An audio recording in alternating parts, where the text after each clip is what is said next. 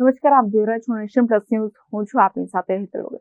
નર્મદામાં સુપોષણ અભિયાન દ્વારા કુપોષણ નાબૂદીનો સંકલ્પ અંતર્ગત જિલ્લામાં કુપોષિત 557 થી વધુ બાળકોને સુપોષિત કરવાના સંકલ્પ લેવાયા છે.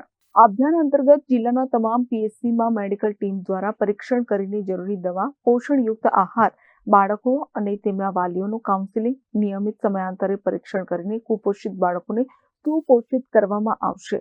જિલ્લામાં કુપોષિત 557 થી વધુ બાળકોને સુપોષિત કરવાના સંકલ્પ સાથે આ અભિયાનનો પ્રારંભ કરાવ્યો હતો અને નીલ રાવે જણાવ્યું હતું કે આવો આપણે સૌ કુપોષણ સામેની લડાઈ માટે સંકલ્પબદ્ધ થઈએ અને સુપોષિત સમાજનું નિર્માણ કરીએ.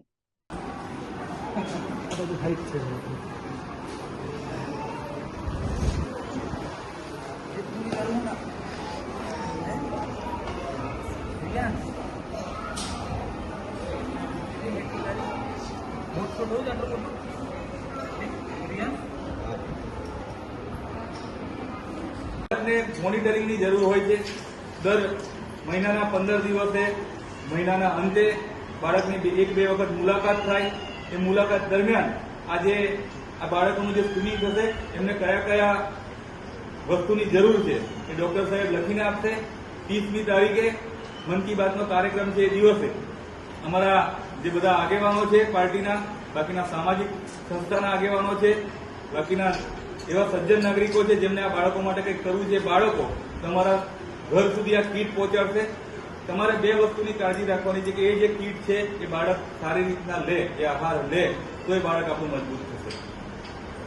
એ ચિંતા વાલીઓએ કરવી પડશે. અને એડોપ્ટ કરવાનો અર્થ એ જ છે કે જ્યારે એડોપ્ટ કરનાર વ્યક્તિ આપણા ઘરે આવશે ત્યારે બાળક સાથે થોડુંક આત્મીયતાનો ભાવ રમશે, આત્મીયતાનો ભાવ ઉભો કરશે અને બાળકને આહાર ખવડાવશે.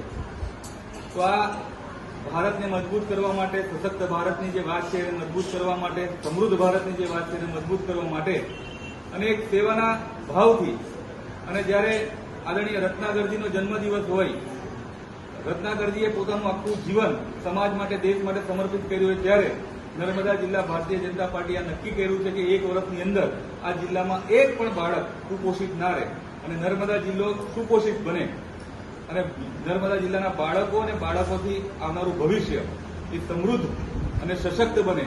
એની માટે આ એક અમારો નાનકડો પ્રયાસ છે. મારી અહીં ઉપસ્થિત તમામ વાલીઓને, મારા ડોક્ટર મિત્રોને, મારા આ તમામ નર્સ બહેનોને અને મારા આગેવાન કાર્યકર્તાઓ, યુવાઓને બધાને મારી વિનંતી છે કે આ એક શુદ્ધ સેવાના ભાવથી કામ ચાલુ કરેલું છે. પોલિટિકલ પાર્ટીના કાર્યકર્તા તો છે, પણ આમાં અમારો કોઈ પોલિટિકલ એજન્ડા નહીં.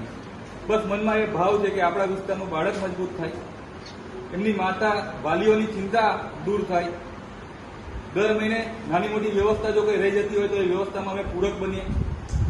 પોષણની કીટ તમારા સુધી પહોંચે, બાળક એને એ આહાર લે અને આહારના માધ્યમથી મજબૂત થાય. દર મહિને એનું ચેકિંગ થાય અને આપણા વિસ્તારની અંદર બધા જ બાળકો, આવનારું આજનું બાળક એ કાલનું આપણું ભવિષ્ય છે, એ મજબૂત થાય, સમૃદ્ધ થાય એ અપેક્ષા છે. ને એમાં આપ સૌનો, એ મારી બહેનો ઉપસ્થિત છે, મેડિકલ ઓફિસરો, મારા પાર્ટીના આગેવાનો સૌ ઉપસ્થિત છે. ત્યારે આ સેવાના મહાયજ્ઞની અંદર આપ સૌની આહુતિની જરૂર પડશે, આપ સૌના સહયોગની જરૂર પડશે, આપ સૌના સહકારની જરૂર પડશે. અને જે કલ્પના છે કે નર્મદા જિલ્લાને કુપોષણ મુક્ત બનાવીને સુપોષિત કરીશું, એમાં ગઢેશ્વર તાલુકા પૂરતું નહીં પણ આખા જિલ્લાની અંદર કોઈ પણ જગ્યાએ જો મને જરૂર પડે આપ સૌની તો આપનો સહયોગ આપતા રહેજો અને આપણે સૌ બધા ભેગા મળીને મજબૂત ભારત માટે, મજબૂત ગુજરાત માટે, મજબૂત નર્મદા માટે, મજબૂત ગરુડેશ્વર માટે ભેગા થઈને આ બાળકોને મજબૂત કરીએ એવી બધા પાસે અપેક્ષા રાખું છું. Jyoti Jagtap, nation plus news, Rajpipla. સમાચારોના સતત અપડેટ મેળવવા માટે અમારી નેશન પ્લસ ન્યૂઝની યુટ્યુબ ચેનલને સબસ્ક્રાઇબ કરો, બેલ આઇકન દબાવો અને જોડાયેલા રહો ફેસબુક, ઇન્સ્ટાગ્રામ અને ટ્વિટર પર.